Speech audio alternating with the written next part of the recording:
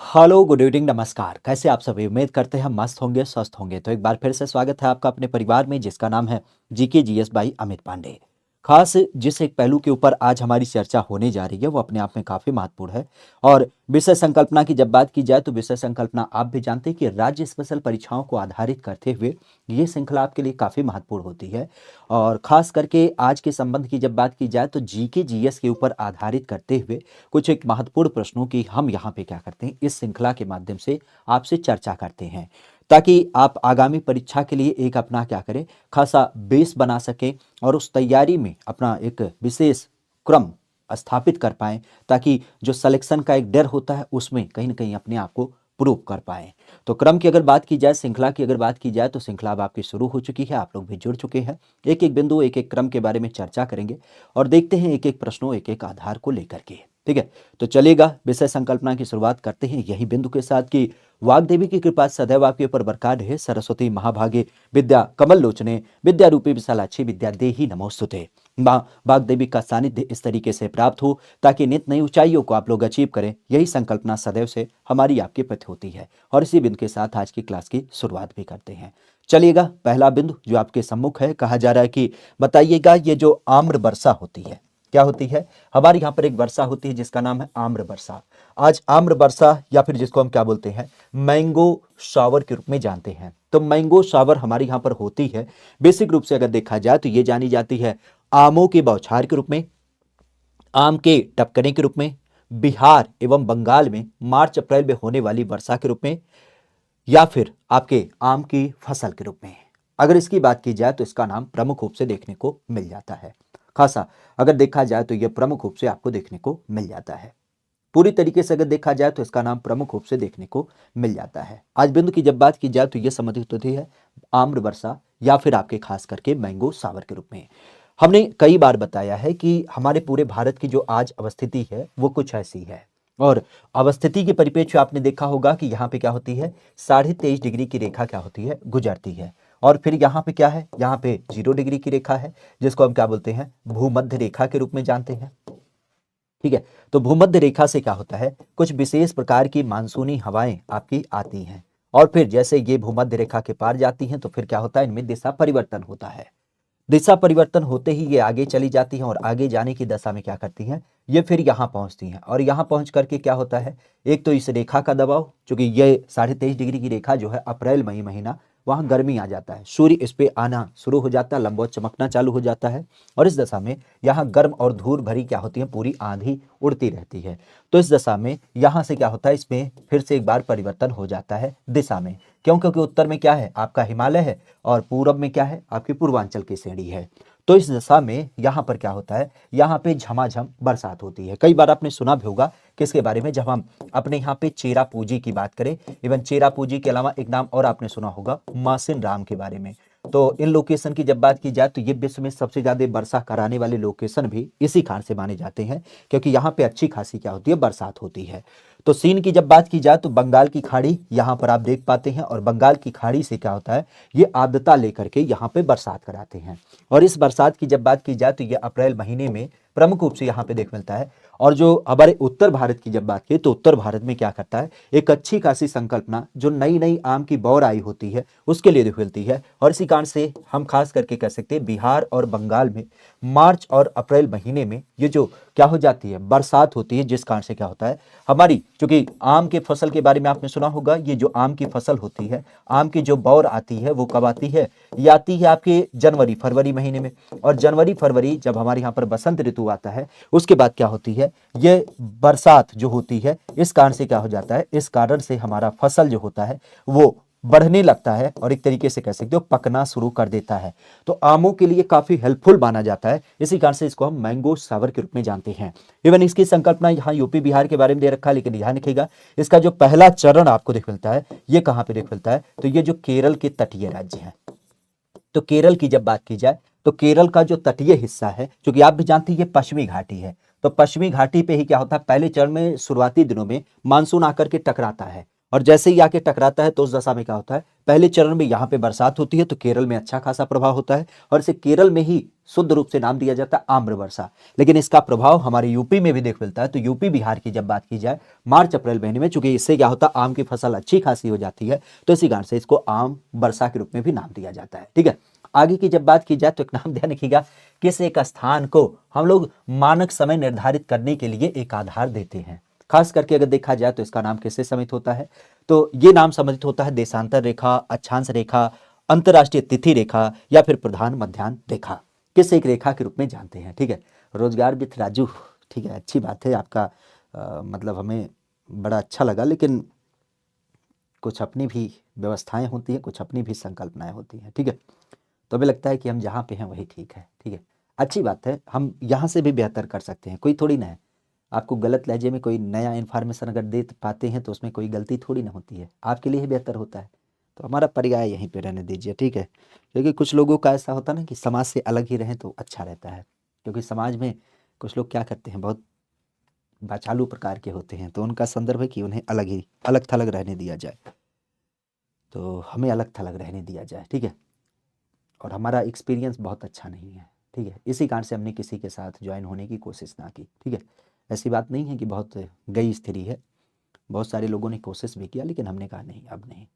क्यों? क्योंकि सीधी सी बात हमने हर जगह देखा है, एक ही पर्याय है, सबके उद्देश्य एक ही है, अंत में जा कर के वही होता है। तो फिर अब हमें ना समझ में आता, हमें क्या करना है, अपनी पठन पाठन चीज़ों में जुड़नी है, और जो चीज़ें हमने सीखी हैं कुछ नए स्तर पे, उसे केवल आपके साथ साझा करना, बस इतनी संकल्पना है। ठीक है, तो परेशान मत होइए, यहाँ से भी हमारी जो संकल्पना हो सकती है आपके लिए उतना हम करने के लिए पूरे तत्पर होंगे। ठीक है, तो चलिए, सैनी बॉय, विवेक राजपूत, रोजगार विथ राजू, रोहित कुमार, अवंतिका गौतम, कई सारे लोग आपके जुड़े हैं।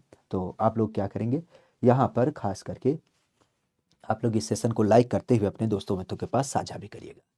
किसी स्थान का जो मानक समय निर्धारित करने का एक आधार होता है, वह किस रूप में हमें देखने को मिल जाता है।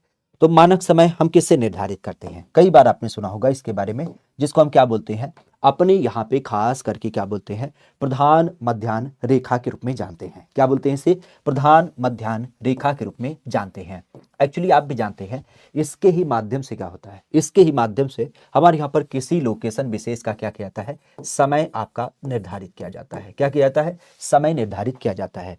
क्योंकि अंतरराष्ट्रीय तिथि रेखा की जब बात की जाए, इंटरनेशनल मेरिटेरियन टाइमलाइन के रूप में, तो इसकी जब बात की जाए आईएमटी के परिप्रेक्ष्य में, आपने कई बार सुना होगा किसके बारे में, जब हम आईएमटी की बात की जाए, इंटरनेशनल मेरीटाइम टाइमलाइन, तो इसके माध्यम से क्या होता है, हमारे समय की संकल्पना हमें दिखती है। इवन आपने सुना होगा जीएमटी लाइन के बारे में। तो जीएमटी लाइन क्या करता है, तो जीएमटी लाइन एक विशेष लाइन है जिसके माध्यम से हम क्या करते हैं, अगर खास करके पश्चिम की तरफ जाते हैं तो इस दशा में क्या होता है, हमारा समय कम होने लगता है। इवन आपने सुना होगा दिन का लॉस भी होने लगता है। और अगर हम पूरब की तरफ जाते हैं तो उस दशा में क्या होता है, हमें दिन की वृद्धि देख मिलती है। और इस दशा में अगर देखा जाए तो यही समय लाइन ग्लोब के ऊपर क्या करता है, आगे बढ़ता जाता है। और इस सदा में आप कह सकते हो कि हमारी जो संकल्पना है, खास करके आपने भारत की परिप्रेक्ष्य सुना होगा। आज भारत की जब बात की जाए तो भारत क्या है, इस जीएमटी की अगर बात की जाए तो जीएमटी को हम क्या मानते हैं, अगर मान लेते हैं कि ये जीरो है तो जीएमटी की संकल्पना, अगर इधर जाते हैं तो इधर क्या होता है, इधर माइनस होता है। और आप पूरब की तरफ जाते हैं तो इधर क्या हो जाता है, इधर प्लस होता है। तो हमारी जो भारत की आज अवस्थिति है, अगर उसकी बात की जाए तो वो क्या मानी जाती है, वो मानी जाती है 82.5 डिग्री की रेखा। और 82.5 डिग्री रेखा की जब बात की जाए तो इसका नाम प्रमुख रूप से देख मिलता है, खास करके इसी कारण से आपने सुना होगा, क्योंकि आज हमारे भारत की बात की जाए तो भारत की परिप्रेक्ष्य क्या होता है, टाइम लाइन के संदर्भ में ये 5.5 घंटे क्या हो जाता है, आपका समय आगे देखने को मिल जाता है। तो इस चीज को ध्यान रखिएगा, 82.5 डिग्री रेखा की जब बात की जाए तो इसे हम क्या कहते हैं, खास करके प्रधान मध्याह्न रेखा, या फिर जिसे हम मध्याह्न रेखा के रूप में जानते हैं। तो प्रधान रेखा या फिर प्रधान मध्याह्न रेखा इसके रूप में जाना जाता है। अच्छा, एक चीज और ध्यान रखिएगा, ये किस संदर्भ में है, तो ये आपको पूर्वी देशांतर के रूप में दिख मिलता है। क्या होता है, पूर्वी देशांतर के रूप में दिख मिलता है। क्यों, क्योंकि सीधी शब्दों में ये पूरब दिशा की तरफ है, अगर इधर की तरफ होता तो ये पश्चिमी देशांतर होता है। और इसी पूरब और पश्चिम से ही हम ये कंक्लूजन निकाल पाते हैं कि समय बढ़ रहा है या फिर आपका समय घट रहा है। तो पश्चिम की तरफ जाता है तो उस दशा में क्या होगा, पश्चिमी देशांतर होगा।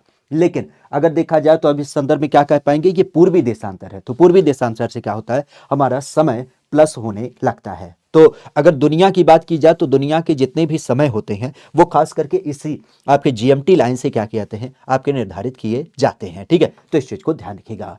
आगे की जब बात की जाए तो कहा जा रहा है कि ये जो माउंट एटना है, आज अगर इसकी बात की जाए तो माउंट एटना को हम लोग किस रूप में जानते हैं? माउंट एटना की जब बात की जाए तो इसको हम किस परिप्रेक्ष्य में देख पाते हैं? माउंट एटना की जब बात की जाए तो माउंट एटना को हम किस एक परिप्रेक्ष्य में देख पाते हैं? माउंट एटना अगर इसकी बात की जाए तो यह प्रमुख रूप से एक पर्वत है, एक पर्वत शिखर है, एक ज्वालामुखी है, या फिर आपके एक पठार के रूप में जाना जाता है। ये कहाँ से? तो ये क्लास तो आपको दिल्ली से देख मिलती है। ठीक है, आए चले गए, चलो ठीक है। यहाँ पर माउंट एटना, माउंट एटना की जब बात की जाए तो माउंट एटना का संबंध हमारे यहाँ पे प्रमुख रूप से देख मिलता है। माउंट एटना के बारे में आपने कई बार सुना होगा। ये कहाँ से समित है? मुख्यतः अगर देखा जाए तो इटली से समित है। इटली का नाम आजकल काफी चर्चा में है। ठीक है, क्या नाम था? मेलोडी। हाँ, मेलोडी। ठीक है, तो इटली की जब बात की जाए तो इटली का नाम काफी चर्चा में रहता है। अगर इसकी बात की जाए तो वहीं पर ये पाया जाता है। इटली की जब बात की जाए तो इटली के अंतर्गत क्या होता है? ये पाया जाता है क्या चीज? तो ये है एक प्रसिद्ध ज्वालामुखी। तो माउंट एटना की जब बात की जाए तो माउंट एटना का नाम ध्यान रखिएगा। इटली के अंतर्गत आप कह सकते हो कि ये क्या होती है? एक ज्वालामुखी के रूप में जानती है, जो वर्तमान में क्या है? एक सक्रिय ज्वालामुखी है।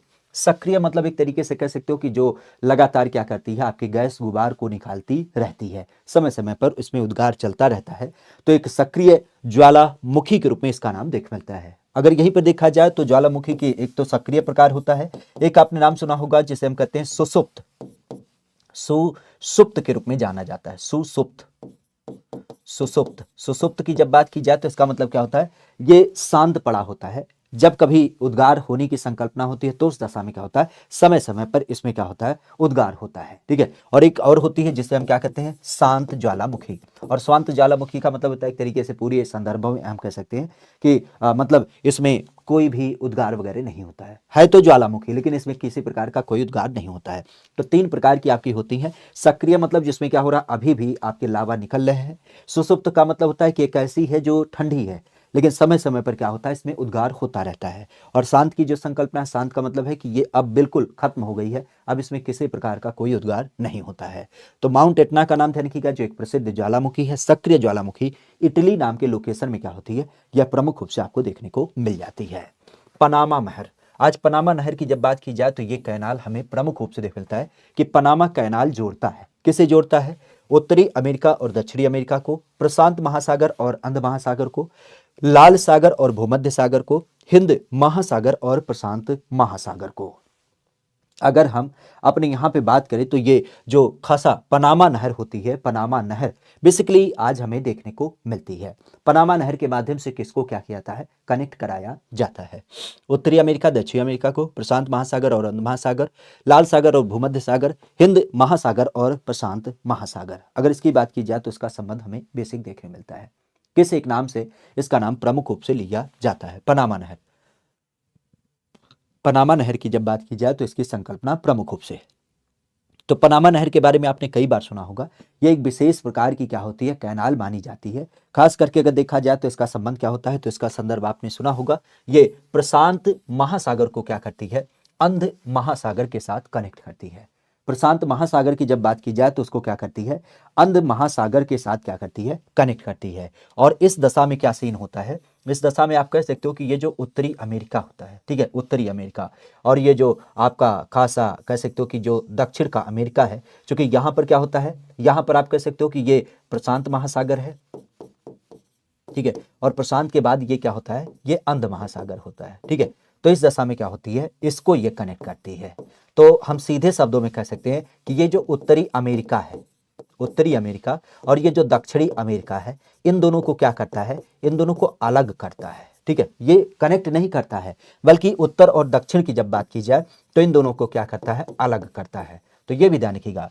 अगर हम प्रशांत और अंध की बात करें तो प्रशांत और अंध को क्या करता है? ये कनेक्ट करता है। लेकिन अगर इसकी बात की जाए तो इस संदर्भ में ध्यान रखिएगा, खास करके क्या करता है? ये उत्तरी और दक्षिणी अमेरिका को अलग भी करता है। ठीक है, उत्तरी और अमेरिका की जब बात की जाए, दक्षिणी अमेरिका, तो उसको अलग भी करता है। और प्रशांत और अंध महासागर को क्या करता है? ये कनेक्ट भी करता है। ठीक है, प्रशांत और अंध महासागर की जब बात की जाए तो इसे क्या करता है? कनेक्ट भी कर देता है। अंध महासागर, या कई बार आप इसे क्या कहते हैं? खास करके अटलांटिक महासागर के रूप में जानते हैं।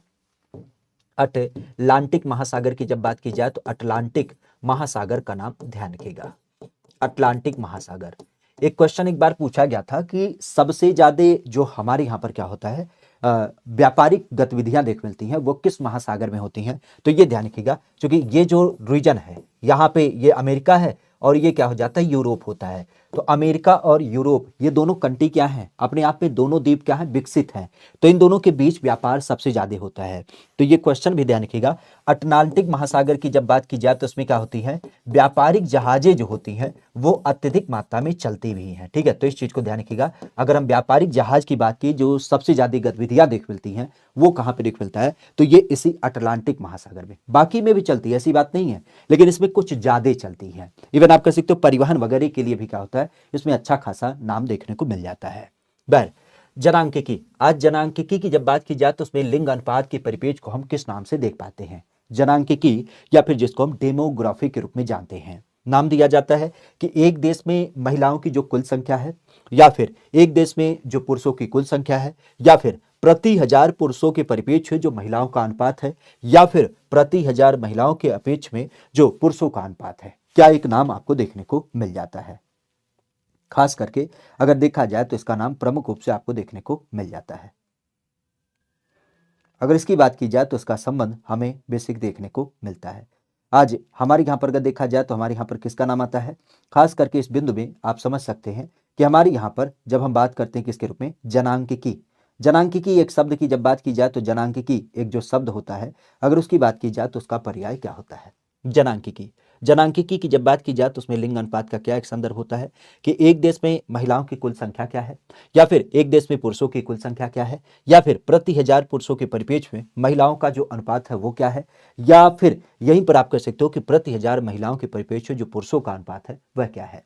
तो बेसिक रूप से अगर देखा जाए तो यहाँ पे ध्यान रखिएगा कि किसी भी जनसंख्या में प्रति हजार पुरुष अगर देखा जाए तो उसमें जो महिलाओं का अनुपात है उसे ही हम क्या कहते हैं, जनांकिकी के रूप में जानते हैं। खास करके जिसको हम सामान्य शब्दों में क्या कहते हैं, लिंग अनुपात के रूप में जानते हैं, लिंग अनुपात के रूप में जानते हैं, या फिर जिसको हम क्या बोलते हैं अपने यहाँ पे सेक्स रेशियो के रूप में जानते हैं। तो आज जो हमारा सेक्स रेशियो का संदर्भ होता है अगर देखा जाए तो इसमें क्या रखा जाता है, पुरुष और महिला का अनुपात रखा जाता है। क्योंकि हमारे इन्वायरमेंट में दो ही लोग हैं, पुरुष और महिला, तो इन्हीं पुरुष और महिला के अनुपात को क्या किया जाता है, इसमें आपका कंक्लूड किया जाता है, जिसमें मुख्य रूप से देखा जाता है कि 1000 पुरुष है, 1000 पुरुष, तो उसके एवज में क्या है, कितनी आपकी महिलाएं यहाँ पर स्टैंड करती हैं। तो कितनी महिलाएं आज आपको प्रमुख रूप से देख मिलती है अगर इनकी बात की जाए तो। मुख्यतः अगर देखा जाए तो जो वर्तमान हमारी खास आप कह सकते हो कि 2011 की गणना है, 2011 की जनगणना, उसके अनुसार आपने सुना भी होगा,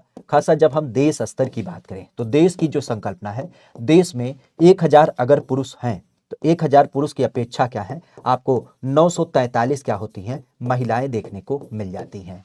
तो अगर 1000 पुरुष हैं हमारे परिपेक्ष में, खास करके पूरे देश में औसतन, तो उस दशा में 943 क्या है, आपकी महिलाएं हैं।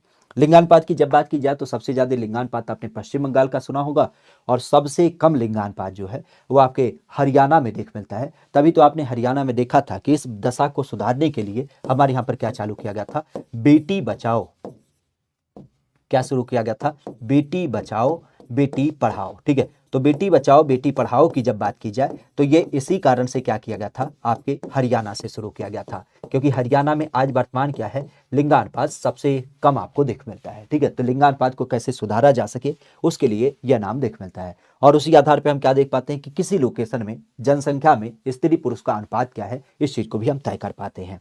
क्योंकि यहाँ पे अलग अलग बिंदुओं की बात करें तो एक नाम और ध्यान रखिएगा, यूपी राज्य में, आज यूपी राज्य की जब बात की जाए तो यूपी राज्य में लिंगानुपात का क्या स्तर है, तो आप भी जानते हैं यूपी के अंदर 1000 पुरुष के परिपेक्ष में खास करके कुल 912 क्या होती हैं, महिलाएं आपको दिख मिलती हैं। तो एक क्वेश्चन और आपका बन गया कि यूपी और देश के एवज में जो हमारा एक अनुपात है महिला पुरुष अनुपात को लेकर के, उसमें कौन की संख्या ज्यादा है, मतलब कौन आगे है।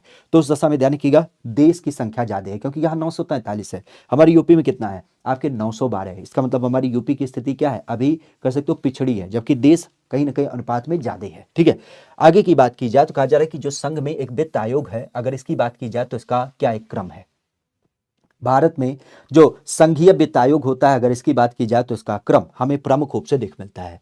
अभी तो वित्त आयोग काफी चर्चा में था। मुख्य रूप से आप भी जानते हैं ये वित्त आयोग अगर देखा जाए तो किसके माध्यम से गठित किया जाता है, तो ये राष्ट्रपति के द्वारा गठित किया जाता है। ठीक है, राष्ट्रपति के द्वारा इसको गठित किया जाता है। कितने संदर्भों के लिए? आपके 5 वर्षों के लिए। क्या काम करता है? तो इसके संदर्भ की जब बात की जाए तो मुख्य रूप से आपने सुना होगा राष्ट्रपति किसका सहारा लेता है, तो आपने अनुच्छेद 280 के बारे में सुना होगा। संविधान का जो अनुच्छेद 280 है वो ये बताता है कि राष्ट्रपति समय समय पर क्या करेगा, केंद्र और राज्य के अंतर्गत जो कर बंटवारा होता है, जो पैसे का बंटवारा होता है, अगर उसकी बात की जाए तो केंद्र और राज्य के परिप्रेक्ष्य में क्या करना है, खास करके वित्त बंटवारे के लिए क्या होता है, इसका गठन किया जाता है। अब इस दशा की जब बात की जाए तो अनुच्छेद 280 का लेकर के राष्ट्रपति क्या करता है, 5 वर्षों के लिए वित्त आयोग का गठन करता है। पुराने परिपेक्ष की जब बात की जाए तो हमारे यहाँ पर 15वें वित्त आयोग का नाम आपने सुना होगा। कई बार इनके नाम की जब बात की जाए तो उनका नाम क्या था, यनकी सिंह नाम था। ठीक है, लेकिन अभी हाल फिलहाल की जब बात की जाए, मतलब हमें लगता है जमा जमा 2 दिन हुआ होगा, खास करके देखा जाए तो 16वें वित्त आयोग के प्रमुख का गठन किया गया और उनका नाम क्या है, तो उनका नाम आपको दिख मिलता है अरविंद पनगड़िया। क्या नाम है? अरविंद पनगड़िया। अरविंद पनगड़िया की जब बात की जाए तो इनका संबंध किससे है, तो अरविंद पनगड़िया आपने सुना भी होगा, ये पुराने हमारे यहाँ पर जो नीति आयोग है तो नीति आयोग के उपाध्यक्ष थे। खास करके अगर देखा जाए तो वाइस चेयरमैन के रूप में किसका नाम आता है, आपके अरविंद पनगड़िया का नाम आता है। तो इनका संदर्भ ध्यान रखिएगा, अभी इन्हें क्या किया गया, 16वें नंबर का जो वित्त आयोग है उसके प्रमुख के रूप में नियुक्त किया गया है। बाकी अगर देखा जाए तो यहाँ पे सरकार क्या करती है, तो आप भी जानते हैं कि राज्य और राज्य के परिप्रेक्ष्य जो केंद्र होता है उसके बीच में खास करके किससे संबंधित है, तो राज्य और केंद्र शासित के बीच में जब हम कर की बात करते हैं या फिर वित्त की बात करते हैं तो उस वित्त के बंटवारे के लिए क्या किया जाता है, इसको नियुक्त किया जाता है। ठीक है, तो केंद्र और राज्य के बीच में वित्त बंटवारे के परिप्रेक्ष्य में इसका नाम देख मिलता है। राज्यों के बीच वित्त से तो कोई मतलब नहीं होगा, क्योंकि राज्य और राज्य के बीच में थोड़ी ना कर का बंटवारा होता है। केंद्र और स्वशासित, तो केंद्र और स्वशासित तो बिल्कुल सत्य था, लेकिन बाकी राज्य कहां जाएंगे, तो इस कारण से केंद्र और राज्य के बीच में खास करके जब हम यहाँ पे बात करते हैं तो ये 2 बार बीच लिखा है, यहाँ पे ध्यान रखिएगा ये एक बीच क्या होगा, वित्त हो जाएगा। तो केंद्र और राज्य के बीच में वित्त से संबंधित होता है किसका नाम, खास करके आपके वित्त आयोग का। आगे की जब बात की जाए तो पंचायती राज पहली बार प्रवर्तित किया गया। कहां पे, आपके आंध्र प्रदेश में, उत्तर प्रदेश में, हिमाचल प्रदेश में या फिर आपके राजस्थान के अंतर्गत। अब पंचायती राज के बारे में तो हमें लगता है लगभग आपको सारी चीजें टिप्स पे पता होंगी, क्योंकि इसके बारे में आप पूरी संकल्पनाओं को बड़े विधिवत तरीके से जानते हैं। क्या चीजें जानते हैं, तो सबसे पहली बात तो आप भी जानते हैं ये जो पंचायती राज का संदर्भ है वो कहां से है, तो जो हमारा अनुच्छेद 40 है संविधान के अंतर्गत, जो अनुच्छेद 40 है जो पूरी संकल्पना को बताता है कि राज्यों में क्या होना है, पंचायत का गठन होना है। अब इस पंचायत का जब गठन होना है तो इस परिप्रेक्ष्य में क्या देख मिलता है, ये जो संकल्पना है अनुच्छेद 40, इसका जो माध्यम है वो क्या है, वो है डीपीएसपी। और डीपीएसपी को आप सदैव जानते हैं कि ये राज्यों के लिए क्या होता है, एक तरीके से कह सकते हो नीति निर्देशक तत्व है कि राज्य इसको चाहे तो अप्लाई करे। जैसे हमारे लिए डॉक्टर साहब कहते हैं कि भैया साफ सुथरा भोजन करो, रोज सुबह उठ करके ब्रश दातुन मंजन नहा धो लिया करो, साफ सफाई रखो, पौष्टिक आहार का सेवन करो। ये डॉक्टर साहब के क्या है, हमारे लिए एक सुझाव है। अब हम उस सुझाव को माने या फिर बाहर जाकर के वो जो चाट पकौड़ी होता है उसे खाएं, ये तो हमारी संकल्पना है। तो डीपीएसपी का मंतव्य है कि राज्यों को यह निर्देश दिया गया कि ये ऐसी ऐसी व्यवस्था अगर आप करते हैं तो आप कल्याणकारी राज्य बनेंगे, बहुत अच्छी तरीके से आप संकल्पना को डेवलप करेंगे। लेकिन राज्य माने कि ना माने ये तो कोई संकल्पना नहीं होगी, कोई दबाव तो है ना। तो उस दशा में पंचायतों का गठन तो करने की बात की गई, जो कि महात्मा गांधी जी का मानना था। महात्मा गांधी जी की जब बात की जाए तो महात्मा गांधी जी का जो दर्शन है वो कहता है कि भाई पंचायत व्यवस्था में या लोकतंत्र में या भारत की आजादी में जब हर एक व्यक्ति ने अपनी लड़ाई लड़ी है तो सबको अधिकार मिलना चाहिए। तो उस दशा में पंचायतों के गठन की बात की गई, जहां पे हर एक व्यक्ति का क्या होगा, प्रतिनिधित्व होगा। लेकिन सीन क्या हो गया, जैसे हमने कहा कि 3 स्तर का पंचायत होना चाहिए, तो कुछ राज्यों ने कहा कि वो गलत कह रहे हैं, हम 2 का रखेंगे, किसी ने कहा कि हम 4 का रखेंगे, किसी ने कहा कि हम 1 का रखेंगे, मतलब अनियंत्रित तरीके से, और किसी ने कहा हम रखेंगे ही नहीं। तो ये संकल्पना आपकी क्या हो गई, कल्याणकारी राज्य में दिख मिलती है। हालांकि इसके शुरुआत की जब बात की जाए तो आपने कई बार सुना होगा किसके माध्यम से, आपके पंडित जवाहरलाल नेहरू के माध्यम से। आज पंडित जवाहरलाल नेहरू की जब बात की जाए तो इन्होंने क्या किया था, इसकी शुरुआत भी कर दी थी। कहां से, 2 अक्टूबर, खास करके 2 अक्टूबर की जब बात की जाए तो 2 अक्टूबर सन 1959 को इसकी शुरुआत हुई थी। आपने कई बार सुना होगा राजस्थान में, आज राजस्थान जिले की जब बात की जाए तो राजस्थान में जो एक नागौर नाम का क्या होता है, खास करके जिला होता है। और नागौर की जब बात की जाए तो वहाँ पे एक क्या नाम है, बदारी क्या नाम है, पदरखी कुछ ऐसे गांव है, अगर उसकी बात की जाए तो वहां से क्या हुआ था, इसकी शुरुआत भी हुई थी। तो मुख्य रूप से अगर देखा जाए तो ये शुरू कहाँ से हुआ था, राजस्थान से। आगे चल करके इसी नक्शे कदम को अपनाया था किसने, तो आप कह सकते हो कि जो दूसरा था इसी वर्ष में आपका आंध्र प्रदेश नाम देख मिलता है। तो आंध्र प्रदेश ने क्या किया था, इस संदर्भ को क्या किया था, अपने यहाँ पे अपनाया था। तो मिला जुला के अगर देखा जाए तो इसकी शुरुआत कहाँ पे हुई थी, तो पहली बार जो प्रवर्तित हुआ था वह राजस्थान में, खास करके राजस्थान के नागौर से इसकी शुरुआत हुई थी। हालांकि अब पंचायतों के लिए आप भी जानते हैं कि हमने क्या किया, खास करके 73वें नंबर का संविधान संशोधन कब कर दिया, तो ये किया था 24 अप्रैल को। 24 अप्रैल 1993 की जब बात की जाए तो 24 अप्रैल 1993 को हमने पंचायतों के लिए संवैधानिक संशोधन क्या किया, यहाँ पे अप्लाई कर दिया। और संवैधानिक संशोधन के अनुसार क्या हो जाती है, हमारी 11वीं अनुसूची ऐड हो जाती है। और 11वीं अनुसूची का परिपेक्ष क्या होता है, ये कहता है कि अब हमारे यहाँ पर पंचायतें जो होंगी वो खास क्या हो जाएंगी, संवैधानिक होंगी। और इसके अनुसार क्या होता है, त्रिस्तरीय व्यवस्था को हम पूरी तरीके से क्या करते हैं, मान्यता दे देते हैं। तो त्रिस्तरीय पंचायती राज व्यवस्था क्या हो जाती है, हमारे यहाँ पर अप्लाई हो जाती है। और इस व्यवस्था के परिप्रेक्ष्य आपने सुना होगा इनके जनक के रूप में, तो इनका जनक नाम क्या आता है, जनक का नाम आता है बलवंत राय मेहता। क्या नाम आता है, बलवंत राय मेहता की जब बात की जाए तो इन्होंने इसकी शुरुआत करी। ये जो 3 स्तर थे वो कौन कौन से थे, तो 3 स्तरों का नाम ध्यान रखिएगा। खास करके एक तो आपका था जिला स्तर पे, जिसको हम क्या बोलते हैं, जिला परिपेक्ष के रूप में जानते हैं। एक नाम दिया जाता है प्रखंड का, और प्रखंड के अलावा एक नाम आपने सुना होगा ग्राम पंचायत के बारे में। तो ग्राम पंचायत के अलावा जिला, प्रखंड परिषद और फिर आपका जिला परिषद, ये क्या हो जाते हैं, ये खास इसके 3 आपके क्या हो जाते हैं, स्तर हो जाते हैं। आज बेसिक अगर देखा जाए तो कुल मिला के खासा ध्यान रखिएगा, इस त्रिस्तरीय व्यवस्था के अंतर्गत जो हमारी पंचायती राज व्यवस्था शामिल की गई उसमें कुल 29 विषय आपको देखने को मिल जाते हैं। और 29 विषय के परिपेक्ष की अगर बात की जाए तो उसमें एक चीज और ध्यान रखिएगा, खास करके चूंकि ये 24 अप्रैल है तो 24 अप्रैल को ये विधा आती है, तो इसी कारण से हम इसके क्या मानते हैं, अपने यहाँ पे पंचायती राज दिवस के रूप में भी आयोजित करते हैं। ठीक है, तो पंचायती राज दिवस कब आयोजित किया जाता है, तो ये आपके 24 अप्रैल को क्या किया जाता है, आपका आयोजित किया जाता है। ठीक है, तो इन सारे संदर्भों को ध्यान रखिएगा। आगे बढ़ते हैं, पंचायती राज का जो एक प्रधान लक्ष्य है वह क्या है। आज पंचायती राज जो हमारे यहाँ पर स्थापित है, अगर इसकी बात की जाए तो इसका जो एक मुख्य लक्ष्य हमें देख मिलता है, ये नाम होता है कि ग्रामवासियों के बीच प्रतिद्वंद्विता को बढ़ावा, चुनाव में लड़ने के लिए ग्रामवासियों को प्रशिक्षण देना, ग्रामवासियों में शक्ति का विकेंद्रीकरण करना, या फिर इनमें से कोई नहीं।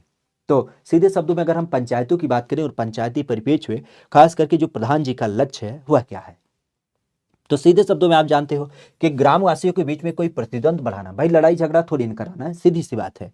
या ग्रामवासियों की जब बात की जाए तो उनको प्रशिक्षण देना, ये कौन सा तर्क होगा, भाई गांव वासियों को प्रशिक्षण देने की क्या जरूरत पड़ी। सीधी सी बात है कि गांव के अंतर्गत हमें क्या करना है, शक्ति जो होती है उस शक्ति का पूरा विकेंद्रीकरण करना है। मतलब एक तरीके से कह सकते हो कि गांव में जैसे मान लेते स्वास्थ्य की समस्या है, जल की समस्या है, पढ़ाई लिखाई की समस्या है, अगर उन सब समस्याओं की बात करें तो उन सब समस्याओं को कौन दूर करेगा। अब सभी लोग अपना अपना काम लेकर के हम नहीं करेंगे ऐसे थोड़ी ना काम चलेगा। उस दशा में एक व्यक्ति को ऐसा नियुक्त किया जाएगा जो सबकी क्या करेगा, जिम्मेदारी लेगा। और इस जिम्मेदारी की जब बात की जाए तो इस जिम्मेदारी को लेकर के खासा ध्यान रखिएगा। यहाँ पर क्या होगा, प्रधान जी का खास करके मतलब पंचायती राज में जो प्रधान लक्ष्य होता है, जो मुख्य टारगेट होता है, वो होता है कि ग्रामवासियों की जो शक्तियां होती है उनको क्या किया जाए, विकेंद्रीकृत कर दिया जाए। तो इस परिप्रेक्ष्य आप कह सकते हो कि इसका संदर्भ क्या होता है, हमारे यहाँ पर आपने देखा होगा कि इसके माध्यम से प्रधान जी या जिनको हम क्या कहते हैं, सरपंच के रूप में जानते हैं या फिर आपके मुखिया के रूप में जानते हैं, ये क्या करते हैं, शासन सत्ता संभालते हैं। लेकिन इसमें भी आपने देखा होगा कि ये अकेले नहीं होते हैं, बल्कि इनके साथ क्या होते हैं, आप कह सकते हो कि साथी सदस्य होते हैं, साथी सदस्य होते हैं। और ये पंचायत की संख्या पर डिपेंड करता है। मान लेते हैं कोई पंचायत ऐसी है जिसकी जनसंख्या केवल 500 है, तो उस दशा में इनके पास 6 सदस्य होंगे। लेकिन कोई जनसंख्या जो जहां पे 500 से ज्यादा हो गई, 1000 हो गया, 1500, 2000, तो उसके एवज में क्या होती है, संख्या सदस्यों की बढ़ती जाती है। तो इनके साथी सदस्यों के साथ मिलकर के ये गांव का पूरा पूरा प्रशासन संभालते हैं। और इस दशा में अगर इनकी बात की जाए तो प्रधान जी ऐसे होते नहीं कि इनके पिताजी प्रधान थे, इनके बाबा जी प्रधान थे, नहीं। इनका जो संदर्भ होता है वो क्या होता है, आप भी जानते हैं कि जनता, सीधे शब्दों में जनता क्या करती है, 5 साल के अंतराल पे इनका क्या होता है, आपके प्रत्यक्ष चुनाव होता है। तो 5 साल के अंतराल पे जनता के द्वारा इनका प्रत्यक्ष चुनाव होता है और खास करके ऐसी जनता जो क्या हो गई है 18 वर्ष से ऊपर की हो गई है और जिसका नाम क्या हो गया है मतदाता सूची में शामिल है। तो ऐसे लोग मिल करके क्या करते हैं गांव के लिए समय समय पर अपने प्रधान जी का चुनाव करते हैं। तो इस दशा में शक्तियों का विकेंद्रीकरण क्या हो जाता है यहां पर देखने को मिलता है। बहरहाल पंचायती राज की जब बात की जाए तो पंचायती राज के अंतर्गत जो स्वय स्थापन शासन की इकाई की जब बात की जाए तो इसको संगठित हमारे यहाँ पर किया गया है। भारत के संविधान के मूल अधिकारों में, भारतीय संविधान की प्रस्तावना में, राज्य के नीति निर्देशक तत्व में या फिर भारतीय संविधान के 73वें संविधान संशोधन के अंतर्गत खास करके अगर देखा जाए तो इसका पर्याय हमें देखने को मिल जाता है। कि अगर हम अपने यहाँ पे बात करें किसके बारे में, खासा पंचायती राज व्यवस्था के बारे में, तो आज पंचायती राज व्यवस्था का जो एक आकार होता है अगर उसको हम देख पाते हैं तो इसे किसके रूप में संगठित किया गया है या फिर किसके स्वरूप में क्या किया गया, इसको विस्तारित किया गया है। आज विस्तार की जब बात की जाए तो इसका विस्तार हमें प्रमुख रूप से देखने को मिल जाता है। पंचायती राज व्यवस्था को स्वशासन की इकाई के रूप में संगठित करने के लिए पहली बात तो ये ध्यान रखिएगा, अगर आप लोग इस चैनल पर नए जुड़े हैं तो इस चैनल को भी लाइक से सब्सक्राइब कर लीजिएगा। बाकी आप भी जानते हैं आपकी प्रामाणिकता को आधारित करते हुए आपके लिए विशेष अलग अलग संदर्भों को रेखांकित करते हुए ऐसी विशेष क्लासेज लगाई जाती हैं जिनका पर्याय है आपकी परीक्षा के लिए। हम देख पा रहे हैं कि एसके हैं, डीडीएस टीचिंग है, सपना राव हैं, शेखर मल्होत्रा हैं और अवंतिका गौतम हैं, रवि कुमार हैं, कई सारे लोग जुड़े हैं। तो आप लोग क्या करेंगे, इस सेशन को लाइक और अपने दोस्तों मित्रों के पास साझा भी करेंगे ताकि उन तक भी क्या किया जाए, इस सूचना को पहुंचाया जा सके। ठीक है, बहरहाल पंचायतों की जब बात की जाए तो स्वशासन इकाई के रूप में कब इसे शामिल किया गया, तो शुरुआती दिनों की जब बात की जाए तो शुरुआती दिनों में क्या था, शुरुआती दिनों में ये डीपीएसपी था, डीपीएसपी का भाग था, अर्थात आप कह सकते हो कि राज्य की नीति निर्देशक होते हैं, directive principle of state policy, जिसके अंतर्गत आप भी जानते अनुच्छेद क्या था 40 में ये शामिल था। लेकिन फिर बाद में क्या किया गया, बाद में हमारे यहाँ पर जब भारतीय संविधान का 73वां नंबर का संविधान संशोधन किया गया और इसके अनुसार विशुद्ध तरीके से क्या किया गया, अनुच्छेद 243 में इसको ऐड किया गया। अनुच्छेद 243 ए से लेकर के अनुच्छेद 243 ओ तक इसका पूरा पूरा पर्याय देख मिलता है। और इस परिपेक्ष की जब बात की जाए तो इस परिपेक्ष में खासा ध्यान रखिएगा कि यहाँ पर क्या होता है, यहाँ पर आपने सुना भी होगा, खास जब हम संविधान की बात करें तो संविधान के अंतर्गत क्या हो जाता है, ये आपके अलग से एक अनुसूची भी जोड़ दी जाती है जिसको हम नाम देते हैं 11वीं अनुसूची। और 11वीं अनुसूची के लिए पंचायतों के पास क्या हो जाता है, कुल आपके 29 विषय भी अलग से ऐड किए जाते हैं कि पंचायत इन इन मुद्दों पे क्या करेगा, कार्य करेगा। तो इस परिपेक्ष की जब बात की जाए तो इसका नाम खासा ध्यान रखिएगा किसके बारे में, कि भारतीय संविधान का जो 73वां संविधान संशोधन होता है उसके अनुसार 11वीं अनुसूची 29 विषय प्रमुख रूप से आपको देख मिलते हैं अनुच्छेद 243 ए के अनुसार। खासा इसकी जो संकल्पना थी अभी हमने बताया किसके माध्यम से, बलवंत राय मेहता।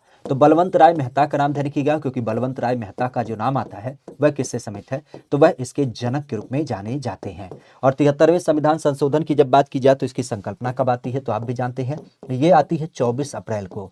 24 अप्रैल सन 1993 की जब बात की जाए तो इस टाइम पे आती है। और इस परिपेक्ष में 24 अप्रैल को हम क्या बनाते हैं, अपने यहाँ पे पंचायती राज दिवस के रूप में आयोजित करते हैं।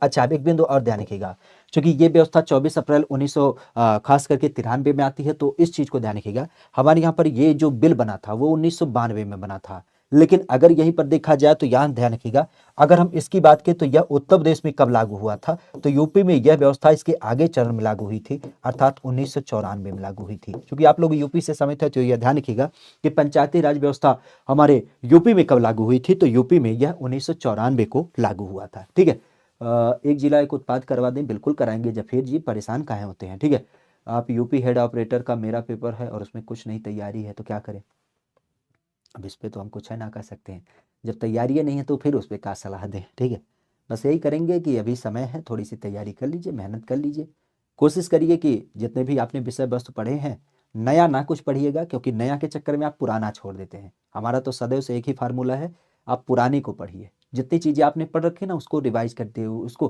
कम से कम जो आता है उसे ना गलत करिए, क्योंकि हमने पुरानी चीज़ों में लगभग सिलेबस का 80% पढ़ रखा होता है, लेकिन हम नया 10% पढ़ने के चक्कर में क्या करते हैं, पुराना छोड़ता जाता है।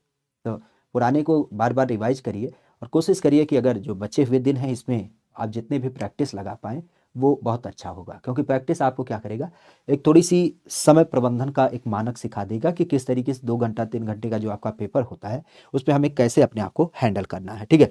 और रही बात क्लासेज की भैया, तो अब आपके लिए तो हम पूरी विधिवत तरीके से जम चुके हैं, इसमें कोई संदेह नहीं होना चाहिए। पुराने संदर्भ में थोड़ी व्यस्तताएं थी, नो डाउट, हमने क्या किया, बहुत सारी आपके क्लासेज नहीं कराई थी, लेकिन अब तो आप भी जानते हैं कि अब आपको लेकर के हम क्या करते हैं, पूरी तरीके से आप कह सकते हो कि बिल्कुल चिंतित हैं। और चिंतित हैं तो इसका मतलब आप देख सकते हो कि अब हम क्या करते हैं, आपके लिए तो पूरा संदर्भ ही स्थापित कर रखा है। क्या करना है आपको, सीधे शब्दों में इस चैनल को पहली बात तो सब्सक्राइब कर लेना है। जैसे ही आप सब्सक्राइब करते हैं उस दशा में क्या होता है, आप देख सकते हैं अब आपके थ्योरी वाला पार्ट भी हमने कराना चालू कर दिया। इसके लिए कोई तंत्र नहीं है। देखिए, आप प्रमुख रामसर साइट आज सुबह हमने डलवा दिया, यूनेस्को साइट आपके कल हो गया था, वन्यजीव विहार आपका हो गया था, यूपी के प्रमुख मेले हो गए थे, यूपी में प्रमुख नियुक्तियां, यूपी के प्रमुख उत्सव त्यौहार, मतलब अब छोटे छोटे ट्रक को लेकर के मतलब 10-10 15 मिनट का सेशन आपके साथ साझा करते हैं। और हमारी संकल्पना होती है कि सदैव के लिए आपको सारी चीज़ें याद करा दे। अब तो एक छोटा फार्मूला और भी आपके साथ चालू कर दिया है कि कौन कौन से ट्रिक्स जिसको आप याद करें और आपके लिए काफ़ी बेहतर हो जाए। तो पहला हमने कल बताया था, यूपी के पड़ोसी राज्य अगर इनको याद करना है तो कौन सा टिक लें, और यूपी से सटे हुए जो जिले हैं उनको याद करना हो तो कौन से टिक लें। बहुत सारे बच्चे देखते भी हैं, इसे प्यार भी देते हैं, लाइक भी करते हैं, शेयर भी करते हैं। खास करके आपके लिए कल आपका थ्योरी का तीसरा पार्ट आ जाएगा, फिर आपके करंट अफेयर का संडे को आ जाएगा। मतलब ऐसी बात नहीं है, कोई अपडेट होता है जैसे वायुसेना की भर्ती आई है तो ऐसी चीज़ें आपके साथ हम इसी चैनल के माध्यम से साझा करते हैं। हम बार बार कहते हैं इसी कारण से कि आप लोग क्या करें, इस चैनल को सब्सक्राइब कर लें, क्योंकि जब आप इसे सब्सक्राइब कर लेंगे ना तो ऐसी चीज़ें क्या होंगी, आपको एक ही क्रम में एक ही प्लेटफॉर्म के माध्यम से प्राप्त होती रहेंगी। चलिए आगे की बात करें तो कहा जा रहा है कि ये जो दाढ़ी है, अगर हम दाढ़ी बनाते हैं तो दाढ़ी बनाने में खास करके एक शीशा का प्रयोग करते हैं, एक दर्पण का, एक लेंस का प्रयोग करते हैं। और उसकी जब बात की जाए तो उसका नाम हमें देखने मिलता है। ये क्या होता है, अवतल दर्पण, समतल दर्पण, उत्तल दर्पण, या फिर इनमें से कोई नहीं। बेसिक अगर देखा जाए तो हमारे यहाँ पर जो एक दर्पण होता है उसका संदर्भ हमें देखने को मिलता है। किस एक दर्पण का हम लोग क्या करते हैं, यहाँ पर प्रयोग करते हैं। सामान्यतः आपने देखा होगा दर्पण, एक छोटा सा दर्पण जो हमारे गांव देहात में जो सर्कस दिखाने लेके आते नहीं है बंदरिया अपने साथ, तो उसे छोटा सा दर्पण दे देते हैं, वो बेचारी धूल माटी पोतती रहती है। तो हमारे यहाँ पर भी देखा होगा आपने, गांव देहात में बहुत सारी ऐसी बंदरियां घूमती रहती हैं। शहर में तो दुनिया भर की बंदरियां हैं जो क्या करती हैं, इतना इतना छोटा छोटा शीशा रखी रहती हैं और जैसे कहीं मौका मिलता है लगा लेती हैं। इवन अब तो दूसरा नाम चल गया है मोबाइल, मोबाइल में सेल्फी मोड आ जाता है, उसी में अपना काम चल जाता है, ठीक है। तो यहाँ पे अगर देखा जाए तो यहाँ पे बात की जा रही है दाढ़ी बनाने के लिए। पुरुष की जब बात की जाए तो एक सप्ताह में 15 दिन पे एक बार ये शीशा देखता है, और वो क्या करने के लिए, दाढ़ी बनाने के लिए। तो इसकी जब बात की जाए तो इसका संदर्भ किस एक परिप्रेक्ष्य देख मिलता है, दाढ़ी बनाने के लिए कौन सा शीशा यहाँ पे आपका प्रयोग किया जाता है। दाढ़ी बनाने के लिए कौन सा शीशा आपका क्या होता है, प्रयोग किया जाता है। अगर इसकी बात की जाए तो इसका संदर्भ क्या होगा, तो सीधे शब्दों में आपने सुना होगा इसका जो संबंध है वो अवतल दर्पण के रूप में दिख मिलता है। किस रूप में, अवतल दर्पण। एक्चुअली अवतल दर्पण की जब बात की जाए तो उसकी अवस्थिति क्या होती है, तो कुछ इस तरीके से आपने देखा होगा, ये शीशा कुछ ऐसा होता है और यहाँ पे क्या होती है, यहाँ पे पॉलिश की होती है। तो इस सीन में क्या होता है, इस सीन की जब बात की जाए तो इस सीन में हमें एक चीज देख मिलता है कि जो हमारा चेहरा होता है वो इसके माध्यम से क्या होता है, बड़ा दिखने लगता है। तो अवतल दर्पण की जब बात की जाए तो अवतल दर्पण क्या होता है, उभरे हुए तल पे पूरी तरीके से बनाया जाता है, जिसमें अंदर की तरफ क्या होता है, पॉलिश किया गया होता है, ठीक है। तो यहाँ पर ध्यान रखिएगा, पॉलिश किया हुआ क्या होता है, एक आपका शीशा जिसे हम अवतल दर्पण के रूप में जानते हैं, इसका हम लोग क्या करते हैं, प्रयोग करते हैं, ठीक है। तो इस चीज को ध्यान रखिएगा, क्लियर। जिसके माध्यम से हमें क्या होता है, बिंब जो होता है, खास करके अगर देखा जाए तो जो व्यक्ति की बिंब होती है वो क्या हो जाती है, आपको बड़ी दिखाई देती है। बिंब जो होता है वो क्या होता है, बड़ी दिखाई देती है। जबकि यहीं अगर हम उत्तल की बात करें तो उत्तल के संदर्भ में क्या होता है, उत्तल की जब बात की जाए तो उत्तल का संदर्भ ध्यान रखिएगा, क्योंकि इसके माध्यम से क्या होता है, जो बिंब होती है वो क्या हो जाती है, वो आपको छोटी दिखाई देती है, ठीक है। तो छोटी बिंब की जब बात की जाए तो ये किस माध्यम से देख मिलता है, तो ये आपके उत्तल में देख मिलता है। जबकि अगर देखा जाए तो यहाँ पर नाम ध्यान रखिएगा किसके बारे में, जब हम बड़े बिंब की बात करते हैं तो ये आपके अवतल से संबंधित होता है, और समतल तो बिल्कुल नॉर्मल प्रकार का होता है। इससे क्या होता है, आपको अलग ही संकल्पना दिख मिलती है, ठीक है। तो इस चीज को ध्यान रखिएगा। कहा जा रहा है कि पानी का घनत्व अधिकतम होता है। पानी की जब बात की जाए तो पानी का जो घनत्व होता है, डेंसिटी, वह प्रमुख रूप से हमें देखने को मिल जाती है, ठीक है। हरिओम, हरिओम के क्या नाम है, हरिमोहन, हरिमोहन के अलावा पवन ब्लाग हैं, कन्हैया लाल है, ठीक है, शेखर हैं, कई सारे लोग आपके जुड़े हैं। तो बिल्कुल आप लोग चैनल को लाइक शेयर सब्सक्राइब करिएगा। कन्हैया लाल कह रहे हैं जिला दर्शन, तो जिला दर्शन भी होगा, परेशान मत होइए। अब देखिए धीरे धीरे सारे क्रम को हमने करना चालू कर दिया है। जीके जीएस हो गई, आपकी मैथ की क्लास हो गई, आने वाले समय में आपको रीजनिंग की क्लास मिल जाएगी, हिंदी की क्लास मिल जाएगी, यूपीजी की हम कराते ही कराते हैं, करंट की मिल ही रही है, ठीक है, आपका थ्योरी वाला सेशन मिल ही रहा है, ठीक है। तो अब आपको धीरे धीरे सारी चीज़ें पर्याय में मिलेंगी। एक्चुअली सीन क्या होता है कि पहले दिन से सारी व्यवस्थाएं ना हो पाती हैं, जैसे जैसे चीज़ें ट्रैक पकड़ती जा रही हैं सारी चीज़ें आपके क्रम में होंगी, क्योंकि हमने आपसे पहले दिन से वादा किया था, जब इस चैनल की शुरुआत की थी तो वहीं से हमने बताया था कि आप पूरे एक मनोयोग के साथ आपके साथ जुड़ चुके हैं और सारी संकल्पनाओं का एक ही दारोमदार होगा और वो केवल केवल आपके लिए होगा। तभी हम बार बार कहते हैं कि अगर इस चैनल पर नए हैं तो इस चैनल को भी सब्सक्राइब करिएगा, अपने दोस्तों मित्रों के पास भी साझा करेगा, ताकि उन लोगों को भी क्या किया जाए, इस सेशन के माध्यम से जोड़ा जा सके और विभिन्न तैयारियों का जो फार्मूला है वह यहाँ से साझा किया जा सके, ठीक है। तो पानी का घनत्व जो हमें प्रमुख रूप से दिख मिलता है, अगर इसकी बात की जाए तो यह हमें देखने को मिल जाता है। किस परिप्रेक्ष्य में दिख मिलता है? पानी का घनत्व। आज पानी के घनत्व के बारे में आपने कई बार सुना होगा, अगर इसकी बात की जाए तो इसका संदर्भ क्या हो जाता है? पानी का घनत्व। पानी के घनत्व की जब बात की जाए तो इसका संदर्भ प्रमुख रूप से देख मिलता है। पानी का घनत्व सामान्य रूप से आपने सुना होगा कि जब हम 0 डिग्री की बात करते हैं, तो 0 डिग्री सेल्सियस पे क्या होता है, हमारा जो पानी होता है वो बर्फ बन जाता है। पानी जो होता है वो बर्फ बन जाता है 0 डिग्री सेल्सियस पे।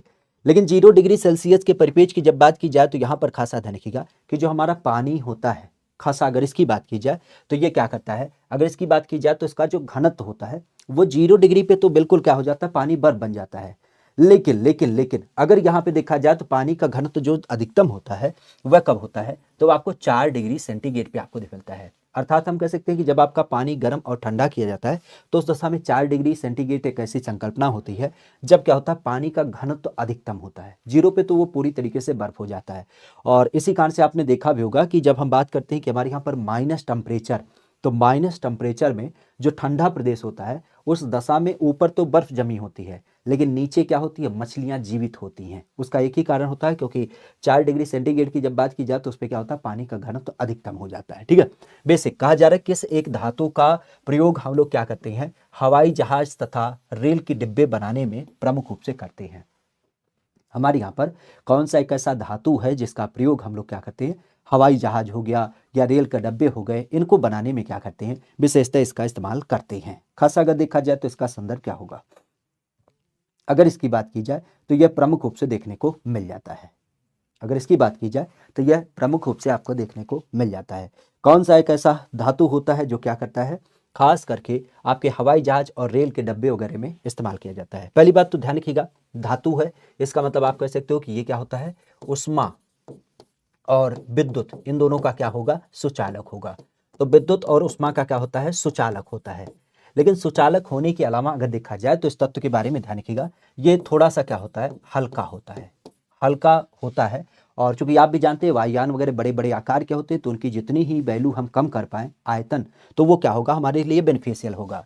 तो इसी कंडीशन में हम लोग क्या करते हैं, एल्यूमिनियम का इस्तेमाल कर लेते हैं। एल्युमिनियम पहली बात तो हल्का होता है और दूसरी बात इस पे जंग सामान्य रूप में नहीं लगता है। तो जंग नहीं लगने की वजह से हम लोग क्या करते हैं, इसका इस्तेमाल प्रमुख रूप से कर लेते हैं, ठीक है। तो एल्युमिनियम की जब बात की जाए जो एक हल्की धातु होती है, हालांकि विद्युत और उष्मा का सुचालक होती है, लेकिन इसकी जब बात की जाए तो उस पर जंग ना लगने की वजह से हम लोग हवाई जहाज और रेल के जो डब्बे होते हैं उन सब में इसका प्रयोग कर लेते हैं। एल्युमिनियम खास करके आपने कई बार सुना होगा। हमारे यहाँ पर जब बात की जाए तो इसका एक अयस्क होता है जिसे हम नाम देते हैं बॉक्साइट। तो बॉक्साइट की जब बात की जाए तो बॉक्साइट क्या है, एल्युमिनियम के अयस्क के रूप में पाया जाता है। क्योंकि हमारी यूपी की जब बात की जाए तो हमारी यूपी में एल्युमिनियम नहीं पाया जाता है, बॉक्साइट पाया जाता है। तो इस कारण से ध्यान रखिएगा, सोनभद्र नाम का जो लोग रीजन है वहाँ पे थोड़ी बहुत मात्रा में बॉक्साइट होता है। और इसी कारण से एक फैक्ट्री आपने सुनी होगी किसके बारे में, हमारी यूपी में एलिम्को क्या बोलते हैं, खास करके हिंडाल्को, हिंडाल्को नाम दिया जाता है। हिंडाल्को की जब बात की जाए तो हिंडाल्को नाम की एक जो कंपनी है ये कहाँ से समित है, ये आपके सोनभद्र रेणुकूट में देखने को मिलता है। सोनभद्र रेणुकूट की जब बात की जाए तो वहां पर इसकी अवस्थिति होती है, जहां पे आपने कई बार सुना होगा इसका पर्याय क्या होता है, तो हिंद से हो जाता है हिंदुस्तान, और एल से होता है एल्युमिनियम, और सीओ से होता है कारपोरेशन, ठीक है। तो हमारे यहाँ पर हिंदुस्तान एल्युमिनियम कारपोरेशन की जब बात की जाए तो हिंडाल्को नाम की एक कंपनी है जो रेणुकूट के अंतर्गत पाया जाता है सोनभद्र में, जहां पर क्या होता है, एल्युमिनियम वगैरह का उत्पादन किया जाता है, ठीक है। आगे की जब बात की जाए तो भारत सरकार के द्वारा समुदाय विकास योजना अगर इसकी बात की जाए तो इसकी शुरुआत करी गई खासा 2 अक्टूबर 1950 को, 2 अक्टूबर 1951 को, 2 अक्टूबर 1952 को या फिर 2 अक्टूबर 1953 को। यहाँ 2 लिखा है और अक्टूबर क्या लिखा है, यहाँ पे लिखा है। तो 2 अक्टूबर खास किस एक वर्ष में समुदाय विकास योजना की शुरुआत करी गई। समुदाय विकास योजना की जब बात की जाए तो यह विकास योजना प्रमुख रूप से हमें देखने को मिलती है। समुदाय विकास योजना आज अगर इसकी बात की जाए तो यह प्रमुख रूप से आपको देखने को मिल जाता है। समुदाय विकास योजना बेसिक अगर देखा जाए तो इसकी शुरुआत हमारे यहाँ पर प्रमुख रूप से करी गई। समुदाय विकास योजना आज अगर इसकी बात की जाए तो इसका पर्याय हमें देखने को मिलता है। समुदाय विकास योजना हमारे यहाँ पर खास करके क्या होती है, यह आपको देखने को मिलती है 1950, 1951, 1952 या फिर आपके 1953 में। समुदाय विकास योजना, समुदाय का मतलब आप कह सकते हो कि सीधे शब्दों में ग्राम समाज। तो ग्राम समाज की जब बात की जाए तो ग्राम समाज की जब बात की जाए तो शुद्ध शब्दों में आप कह सकते हो किसी ग्राम समाज की क्या करनी, हमें विकास करनी, अर्थात उसी का विकास करना।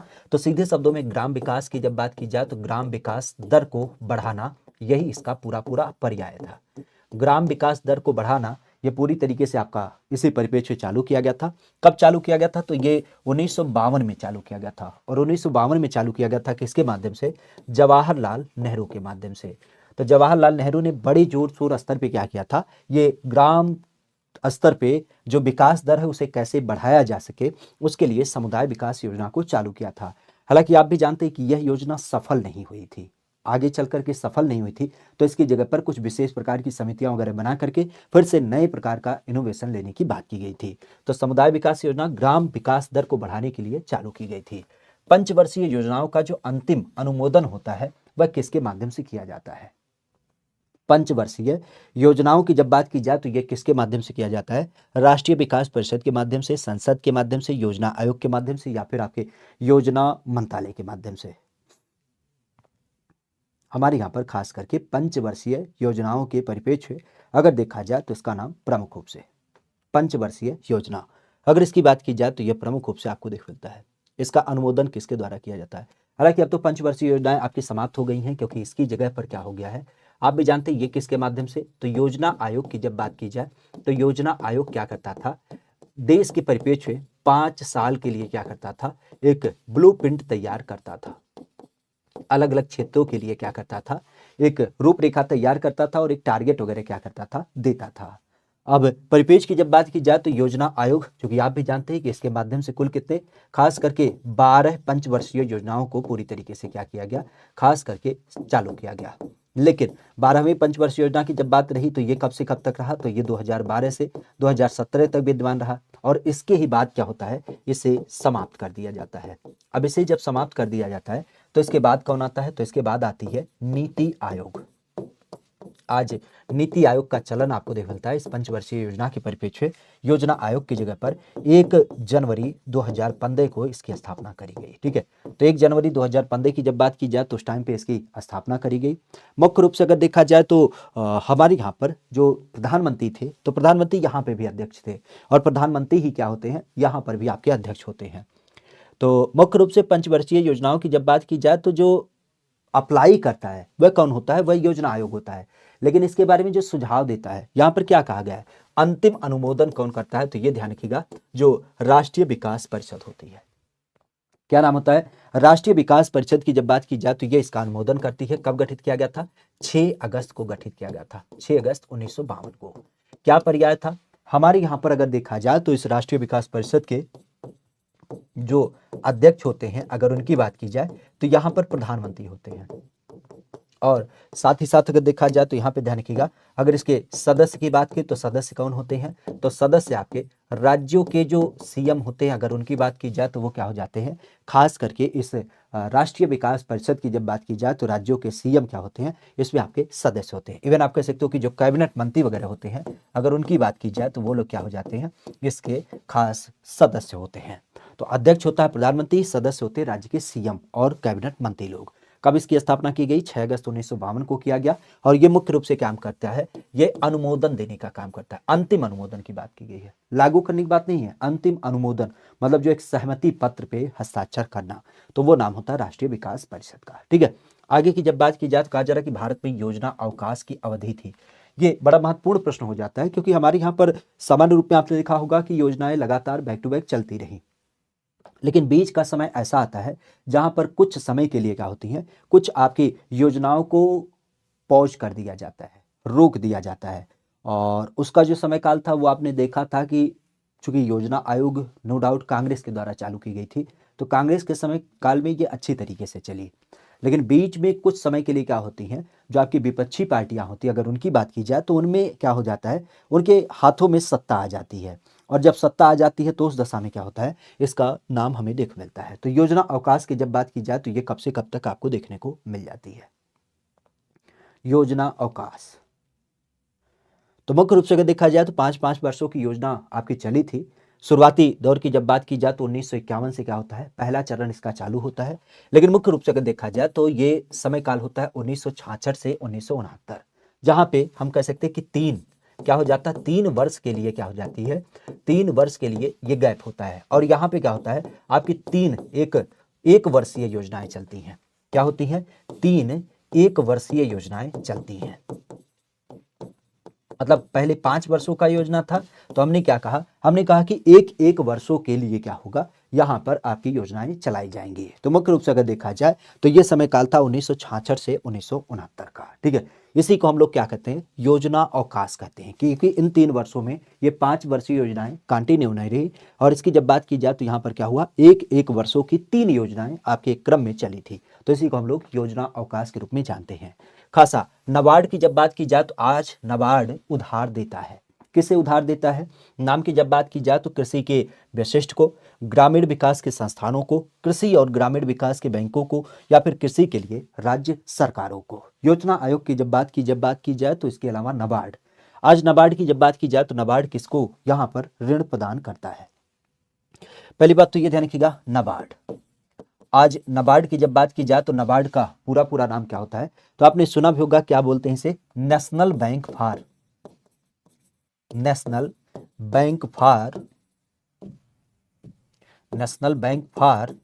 एग्रीकल्चर।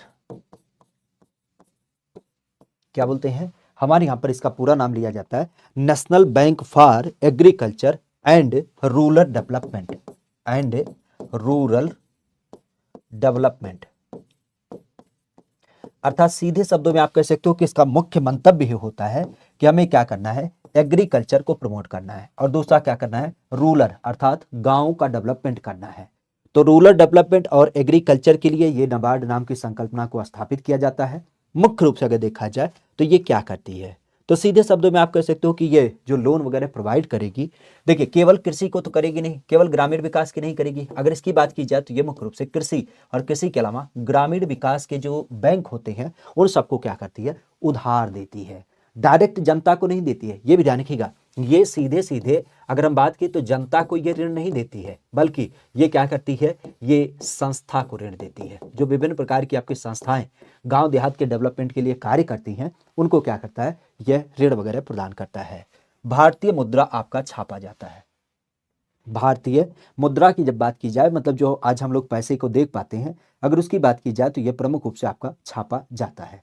भारतीय मुद्रा की जब बात की जाए तो यह प्रमुखता से आपका छापा जाता है। किस परिप्रेक्ष्य छापा जाता है, तो आप भी जानते हैं। आज भारतीय मुद्रा की जब बात की जाए तो भारतीय मुद्रा प्रमुख रूप से छापी जाती है। भारतीय मुद्रा प्रमुख रूप से छापी जाती है। भारतीय मुद्रा छापी जाती है आरबीआई में, वित्त मंत्रालय में, संसद में, या फिर नासिक प्रिंटिंग प्रेस में। तो सीधे शब्दों में आप कह सकते हो आरबीआई में तो इसका कोई मंतव्य नहीं है। अगर नामों की बात करें तो वित्त मंत्रालय, ये भी कोई मतलब नहीं है। संसद, हमारे यहाँ पर आपने कई बार सुना होगा, हमारे पूरे भारत में क्या है, 4 प्रिंटिंग प्रेस है, खास करके जो नोट वगैरह की छपाई करता है, जिनमें एक प्रिंटिंग प्रेस कहाँ पे है, ये आपके नासिक में पड़ता है। तो नासिक प्रिंटिंग प्रेस की जब बात की जाए तो इसका नाम ध्यान रखिएगा। यहाँ पर क्या होता है, इसे खास करके हम लोग नाम देते हैं, इसे नाम भी दिया जाता है इंडिया सिक्योरिटी प्रेस। क्या कहते हैं, इंडिया सिक्योरिटी प्रेस के रूप में भी जानते हैं, जिसके माध्यम से क्या होता है, हमारे यहाँ पर नोट वगैरह की छपाई करी जाती है। तो नासिक की जब बात की जाए तो भारतीय मुद्रा क्या होता है, जो आज हम लोग प्रचलन में मुद्रा वगैरह को देख पाते हैं, वो यहीं पे छापा जाता है। WTO अगर इसकी बात की जाए तो यह अस्तित्व में आया। आज WTO की जब बात की जाए तो WTO हमारे यहाँ पर अस्तित्व में आया। नाम की जब बात की जाए तो यह प्रमुख रूप से आपको मिलता है WTO आज WTO की जब बात की जाए तो यह प्रमुख रूप से आपको देखने को मिलता है। WTO खास करके अगर देखा जाए तो ये WTO हमें प्रमुख रूप से देखने को मिलता है। आज WTO की जब बात की जाए तो इसका नाम प्रमुख रूप से देखने को मिलता है WTO। WTO अगर इसकी बात की जाए तो यह प्रमुख रूप से हमें देखने को मिलता है। कब यह अस्तित्व में आया? WTO अगर इसकी बात की जाए तो ये कब आपका अस्तित्व में आया? तो आप भी जानते हैं हमारे यहाँ पर पुराने समय में गैट नाम की एक संस्था हुआ करती थी, उसी का नाम हमने परिवर्तित कर दिया था। तो ये घटना कब की होती है? 1995 की। 1995 की जब ये क्या हुआ था, इसका नाम था डॉक्टर राजेंद्र प्रसाद। 9 अगस्त 1942 को क्या किया गया? गिरफ्तार करके इनको जेल भेज दिया गया। और इस बिंदु की जब बात की जाए तो इस बिंदु को हम किस परिपेक्ष में देख पाते हैं? Camp jail, Hazaribagh jail, Bhagalpur jail या फिर आपके बांकीपुर जेल। तो सीधे शब्दों में राजेंद्र प्रसाद की जब बात की जाए तो ये बिहार में एक जेल पड़ता है बांकीपुर जेल, वहां पर क्या किया गया था? इनको खास करके भेज दिया गया था। ये कौन थे? तो ये देश के पहले आप कह सकते हो कि राष्ट्रपति के रूप में जाने जाते हैं। क्योंकि आप भी जानते हैं जब 1942 में क्या हुआ था? भारत छोड़ो आंदोलन चला था। तो उस दशा में क्या था? उस दशा में देश के जो बड़े बड़े क्रांतिकारी थे, जितने भी देश के बड़े बड़े क्रांतिकारी थे, अगर उनकी बात की जाए तो उनको क्या किया गया था? तुरंत पकड़ पकड़ के क्या किया गया था? जेल में डाल दिया गया था। और इसी कारण से आपने सुना भी होगा, इस भारत छोड़ो आंदोलन को हम लोग एक बार नाम भी देते हैं, क्या बोलते हैं? नेतृत्व विहीन, अर्थात नेता विहीन आंदोलन नाम देते हैं। क्यों? क्योंकि जितने भी बड़े नेता थे उनको तो जेल में डाल दिया गया। तो इसी परिप्रेक्ष्य आपने सुना होगा कुछ लोग जैसे उषा मेहता वगैरह की जब बात की जाए, जिन्होंने भूमिगत रेडियो का संचालन किया था, ठीक है, छिप छिप करके क्या करते हैं, वो अंजाम देते थे। टाटा लौह इस्पात कारखाना, अगर इसकी बात की जाए तो यह लौह अयस्क की आपूर्ति होती है बैलाडीला से, क्वेझर से, मयूरभंज से या फिर आपके सिंह भूमि से। यह कहाँ से कोयला इसे मिलता है? तो सीधे शब्दों में इस्पात की जब बात की जाए तो इस्पात इसको कहाँ से मिलती है? तो ये आपके सिंह भूमि से आपको मिल जाता है। ठीक है, तो ये आज के सेशन के कुछ महत्वपूर्ण प्रश्न रहे, जिनके माध्यम से हमने क्या किया? कुछ एक प्रश्नों का दोहराव किया, कुछ एक प्रश्नों को समझने की कोशिश की और एक छोटा सा प्रैक्टिस हमने किया कि अगर ऐसे प्रश्न हमारी परीक्षा में आते हैं तो हमारी क्या एक अवस्थिति है। बाकी आपके साथ हम सदैव जुड़ते रहते हैं इसी चैनल के माध्यम से। तो बार बार आपसे कहना होगा कि इस चैनल को लाइक से सब्सक्राइब जरूर कर लीजिएगा, अपने दोस्तों मित्रों के पास भी इसे साझा कर दीजिएगा। बाकी आज के विषय बिंदु को हम अब यहीं पे विराम देते हैं। पुनः हमारी 6 बजे यूपी जीके की क्लास होती है, तो उसमें आपसे मुलाकात करेंगे। और कोई संकल्पना होता और कोई विषय वस्तु होता है तो उसे भी बताने की पूरी पूरी जरूरत करिएगा। ठीक है, चैनल पे नए हैं तो इस चैनल को लाइक से सब्सक्राइब जरूर कर लीजिएगा। बार बार कहते हैं कि आप सर्च करिएगा और अपने दोस्तों मित्रों के पास भी क्या करेगा? इसे साझा करने की कोशिश करेगा। ठीक है, बाकी आप भी जानते हैं आपकी संकल्पनाओं के लिए तो अब हम लगभग हर एक क्रम में तैयार हो चुके हैं। हर एक बिंदु को क्या करते हैं? आपके साथ यहाँ पे साझा करते रहते हैं, चाहे वो शॉर्टिक हो, चाहे लाइव क्लास का माध्यम हो, चाहे आपके थ्योरी का सेशन हो। लगभग हर एक पहलू के माध्यम से यहाँ पे आपसे एक जुड़ाव हो चुका है। ठीक है, तो चलिए आज के विषय बिंदु को अब यहीं समाप्त देते हैं। मिलते हैं फिर अपने अगले सेशन में। Thank you, all the best, bye bye, take care.